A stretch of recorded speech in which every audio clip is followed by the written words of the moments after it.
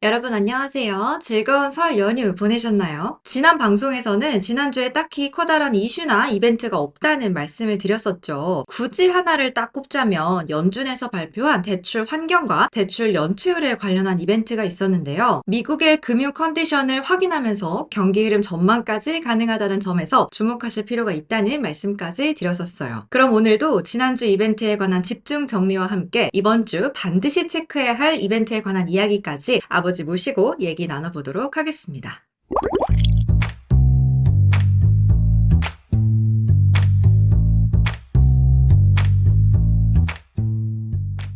아버지, 우선 대출과 관련해서 슬루스라는 걸 먼저 보라고 말씀을 해주셨는데요. 이게 바로 은행의 고위 대출 담당자들을 대상으로 한 설문조사 결과라고 해요. 미국 연준이 매 분기마다 한 번씩 발간을 하고 있고, 이를 통해서 기업, 가계 대출 수요 현황과 은행 대출 기준 강화 여부 등을 파악할 수가 있어요. 그러니까 이걸로 경기 흐름을 파악을 해볼 수가 있다는 말씀인 거죠. 그렇지. 비교적 아주 정확하게 알 수 있어. 예를 들어 대출 수요가 많다면 돈들의 활동이 활발하다는 것을 의미해. 반면에 은행의 대출 기준이 강화되고 있다면 경기가 어려워지고 있거나 아무래도 이미 어려운 상태에 빠져들었을 가능성도 높다고 볼 수가 있겠지. 그런 의미에서 스루스는 경기 흐름을 보다 더 잘 설명할 수 있는 자료로 활용되고 있어. 2022년 3월부터 연준의 금리 인상이 시작이 됐잖아. 그게 시장에 어떤 영향을 구체적으로 미쳤는지, 또한 지난해 3월 SVB 사태부터 최근 뉴욕 커뮤니티뱅크 사태 등이 대출 시장을 얼마나 각박하게 만들었는지 등에 대해서 파악할 수 있다는 점에서 이번 스루스에 대한 관심을 특히 컸다고 볼 수 있겠어. 연준이 이거를 분기에 한 번 발간을 한다고 했잖아요. 지난해 10월에 발표됐던 슬루스 자료를 보면 상업 및 산업 대출, 또 상업용 부동산 대출, 주거용 모기지 및 소비자 대출 등 모든 분야에서 높은 수준의 대출 기준이 유지되고 있는 걸로 나타났는데요. 이 대형 및 중형 기업을 중심으로 대출 기준과 수요가 조금씩 회복되는 모습을 보였을 뿐이고, 이 나머지 부분들의 경우에는 대출 기준은 소폭 완화가 됐지만 대출 수요 자체는 큰 폭으로 위축이 됐었죠. 이게 워낙 경기가 좋지 않다고들 하니까 대출 수요도 크지가 않고 또 대출 기준도 좀 다소 빡빡했다는 그런 말이 되겠죠. 이번에 발표한 자료도 크게 다르지는 않았어. 지난 12월 기준 CNI 대출은 전년 동기 대비 마이너스 1.3%를 기록하면서 2022년 10월 14.7%를 정점으로 15개월 연속 둔화됐는데, 특히 11월에 마이너스 0.9%에 이어서 두 달 연속 전년 동기 대비 마이너스를 기록했는데, 이건 2021년 4월 이후로 처음 있는 일이었어. 그 외 부동산과 소비자 대출 증가세도 지속적으로 둔화되는 모습을 보이면서 경제 성장의 추세가 약화될 수 있다라는 우려를 키웠거든. 아마도 고질적인 상업용 부동산 문제가 대출 자세를 다소 억누르지 않았나, 이렇게 생각을 하고 있어. 미국의 지난해 4분기 신용대출 연체율은 급증한 걸로 나타났어요. 6일 뉴욕 연은에 따르면 지난해 4분기 가계부채 및 신용보고서에서 학자금 대출을 제외하고 모든 유형의 대출 연체율이 증가했다, 이렇게 분석을 했는데요. 특히 자동차 대출을 중심으로 연체된 비율이 팬데믹 이전 수준을 넘어섰다고 이렇게 얘기를 해요. 뉴욕 연은은 지난해 12월 기준으로 미상환 부채 중 일부 연체율은 3.1%로 직전 분기보다 0.1% 늘었고요. 연평균 신용카드 잔액의 8.5%, 자동차 대출 잔액의 7.7%는 연체로 전환되었다고 전했어요. 모기지 대출도 조기 연체 전환율이 0.2%포인트 증가했는데요. 뉴욕 연은은 리버티 스트리트 이코노믹스의 별도 자료를 통해서 가계부채 연체율이 지난해 팬데믹 기간 동안 역대 최저치를 기록했지만 유예 기간이 종료되고 많은 가구의 정책 지원금 저축이 소진되면서 모든 유형의 대출에서 연체율이 다시 증가했다. 다만 2023년 4분기에 약 11만 4천 명의 소비자들이 신용보고서에 파산 기록을 추가했는데 이건 직전 분기보다 약간 적은 수치다라고 설명을 했네요. 그러니까 쉽게 말해서 팬데믹 때는 대출 연체를 해도 유예되는 프로그램이 있었잖아. 그렇죠. 근데 그 유예 기간이 종료돼서 연체가 증가했다라는 거니까, 그러니까 오히려 정상화되고 있다는 표현이 맞지 않겠어? 상업용 부동산 침체로 인해서 상업용 대출은 감소했지만 그 외 대출은 제법 증가했잖아. 맞아요. 지난해 4분기 가계부채 잔액은 직전 분기보다 2,120억 달러 증가한 17조 5천억 달러를 기록을 했고요. 이 기간 동안 신용카드 잔액은 연말 휴가 시즌 소비와 함께 지난해 4분기에 500억 달러 늘었는데요. 전년 동기 대비로는 무려 14.5%나 증가를 한 수치예요. 모기지 잔액 역시 1120억 달러 증가한 12조 2500억 달러를 기록을 했고요. 자동차 대출 잔액은 120억 달러 증가한 1조 6100억 달러를 기록을 했어요. 그 말은 그러니까 지난해 말에 제법 소비가 왕성했다는 의미고 이는 경기 흐름이 점차 좋아지고 있다라는 것으로 해석할 수가 있겠지. 그렇죠. 고용 시장이 워낙 좋다 보니까 대출이 증가하고 있고 바로 이 자신 있는 대출 증가에 우린 주안점을 두어야 된다라고 생각을 해. 뭐 특히 연체율이 다소 증가했음에도 불구하고 파산이 감소했다는 점에 착안할 필요가 있는데 이 말은 결국 미 경제 상황이 경착륙보다는 연착륙에 좀 더 가깝게 진행 중이다. 그런 생각에 도달할 수 있을 테니까 말이지.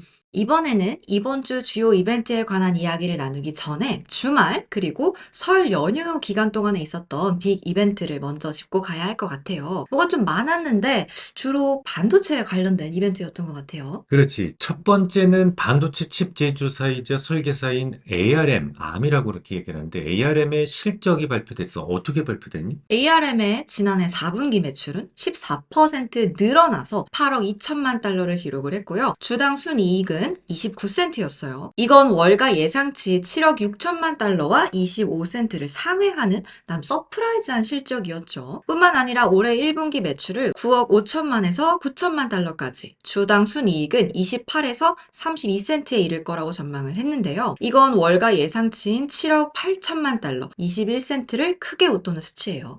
아주 강한 수익성을 보고한 데다가 차후 가이드란까지 매우 낙관적으로 전망하면서 주말장 하루에만 무려 48%나 속등했단 말이지. ERM은 모든 인공지능이 주도하는 새로운 기술에 대한 수요가 증가하고 있으며 향후 실적 개선 전망에도 AI가 자리 잡고 있다. 뭐 이렇게 강조를 했는데 많은 사람들이 AI는 아직 수익이 없다. 뭐 그래서 고평가돼 있다라고 주장을 하고 있지만 그 주장에 정말 그야말로 쐐기를 박는 그런 발언이었어. 그런 것 때문에 또 지난 주말에 우리나라에서도 좀 AI 관련주들이 강세를 보였던 것 같아요. 그렇지. 두 번째는 SK 하이닉스와 TSMC가 AI 반도체 관련 HBM 생산 동맹을 맺었다. 뭐 그런 소식이 있었어. 맞아요. 이 하이닉스의 HBM 생산 일부 공정을 TSMC가 담당을 하고 또 하이닉스는 패키징 일부 공정을 담당할 걸로 보이는데요. 이 뉴스로 인해서 소부장 관련주들이 일제히 강세를 보인 걸로 보이죠. 다음으로 세 번째는 GPT-3, 인공지능 시대를 본격적으로 개척한 오픈 AI의 CEO 샘 올트먼이 전 세계 반도체 업체를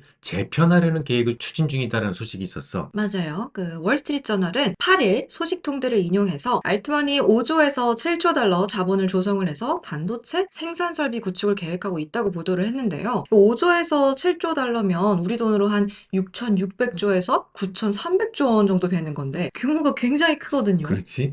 좀 황당할 정도로 큰 금액이라서 구체적인 실현 가능성에 대해서는 좀 더 많은 생각이 필요해 보이긴 하는데 적어도 소부장에 영향을 줄 수 있는 그런 뉴스임에는 틀림이 없어. 5조 달러만 해도 사실은 전 세계 신규 투자 수요를 크게 넘어서잖아. 그렇죠. 뭐 이런 이벤트로 인해서 아마도 이번 주 초반까지도 AI 관련주와 소부장의 강세가 뭐 계속 좀 이어질 것으로 보여. 안 그래도 아버지께서 계속해서 AI랑 또 소부장에 주목을 하라고 하셨는데 정말 고공행진을 하는 것 같아요. 또 이제 지난주에 중국과 관련해서 CPI 정도가 좀 중요할 것 같다라는 말씀을 드렸었는데 기왕 시작을 한 거니까 이것도 잠깐 짚어보고 갈게요. 지난 8일에 중국의 국가통계국은 1월 소비자 물가 지수가 1년 전보다 0.8% 하락해서 지난 2009년 9월 이후로 약 15년 만에 가장 낮은 수준을 기록을 했다. 이렇게 발표를 했어요. 다른 나라는 대부분 인플레가 그죠. 고민인데 중국은 디플레가 고민일 수밖에 없는 이유. 아빠가 지겹게 얘기를 많이 했는데 그 이유가 뭐 때문이라고 생각해? 정말 지겹게 미국의 디리스킹 때문이라고 말씀을 하셨죠. 충분히 얘기는 하긴 했지만 막 간단하게 다시 한번 설명을 해주면 미국은 중국으로부터 10개를 사다 쓰던 것을 지금 8개만 사다 쓰기로 했단 말이지. 나머지 2개는 멕시코나 인도 등 다른 나라로부터 가져다 쓰기로 했단 말이지. 그럼 수출을 못하게 된 2개 물량은 고스란히 중국에 남아있죠. 중국에 남아있겠지. 그럼 수요 곡선이 가만히 있는 상황에서도 공급량이 늘어나게 되면 가격은 아래로 떨어지게 돼 있어.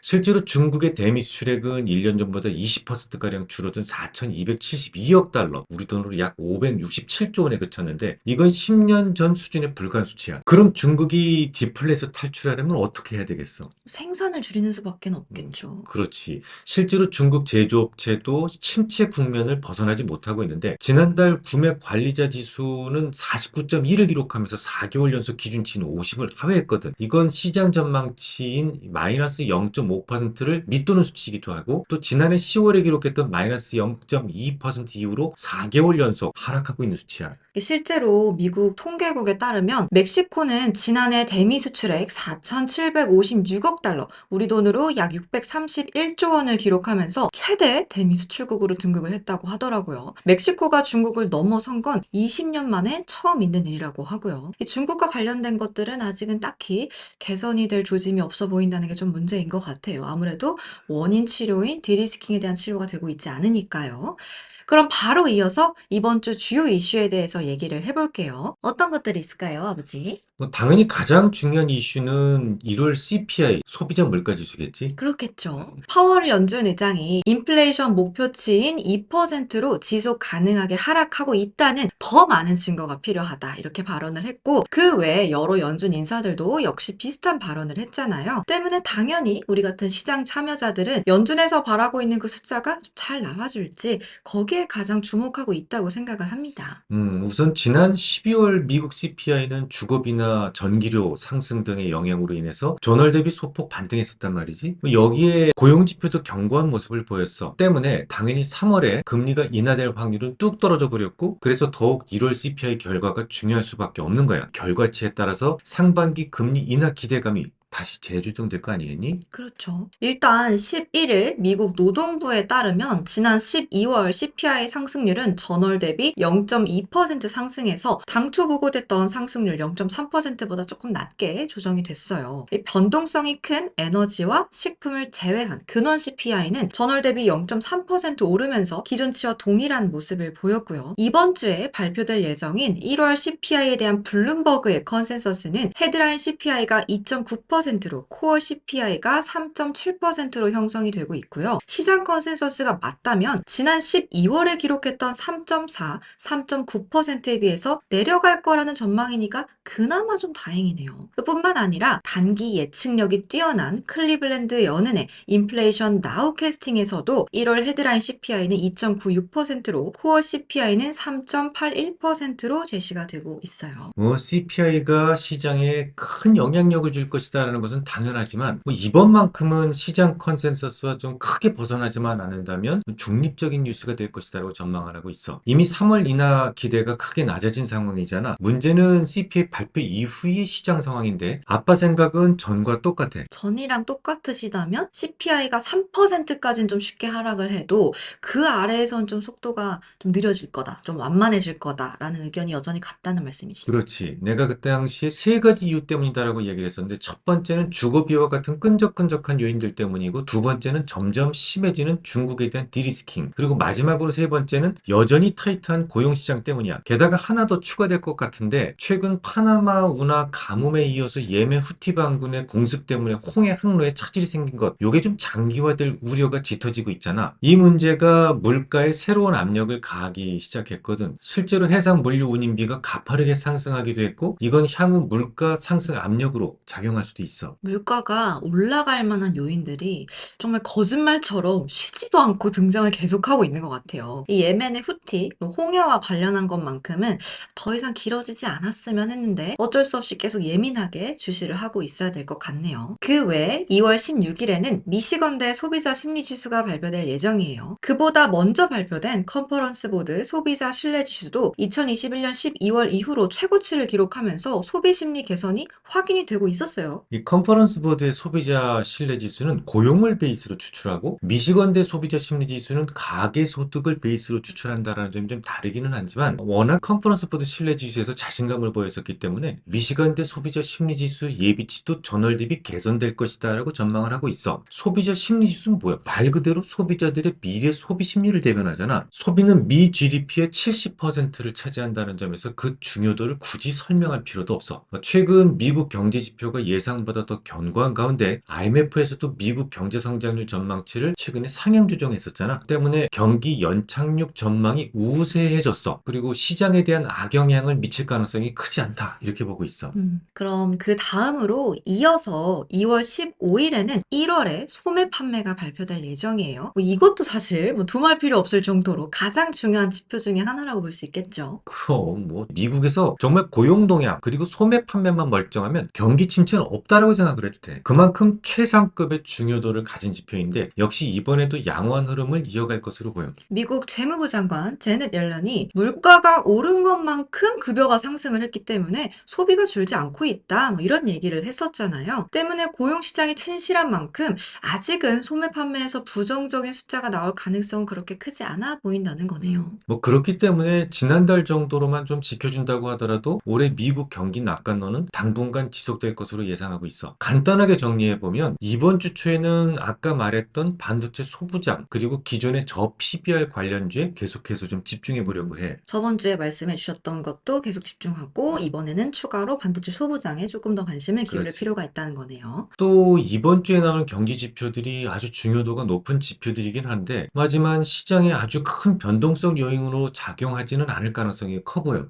오늘은 연준에서 발표하는 슬로스 그리고 연체율을 통해서 미국의 경기 흐름을 전망해 볼 수가 있었는데요. 상업용 대출은 감소했지만 전반적으로 늘어나고 있는 대출은 소비의 여전한 왕성함을 의미하고요. 이거는 경기 흐름이 점차 좋아지고 있다는 것도 의미를 합니다. 여기에 더해서 연체율이 다소 증가했더라도 파산은 감소했다는 점 역시 미국 경제가 연착률에 가깝게 진행 중이라는 점을 생각을 해볼 수가 있겠죠. 또한 우리 연휴 동안 있었던 반도체 관련한 주요 이슈, 또 이번 주 주요 이벤트로 예정되어 있는 1월 CPI, 그리고 미시건대 소비자 심리지수, 그리고 1월 소매 판매까지 함께 알아봤습니다. 많은 이야기를 나눴네요. 그럼 오늘도 유익한 시간 되셨길 바라고요. 다음 시간에도 유익한 이야기 나누고 싶으시다면 좋아요, 구독, 댓글, 알람까지 아시죠? 그럼 안녕!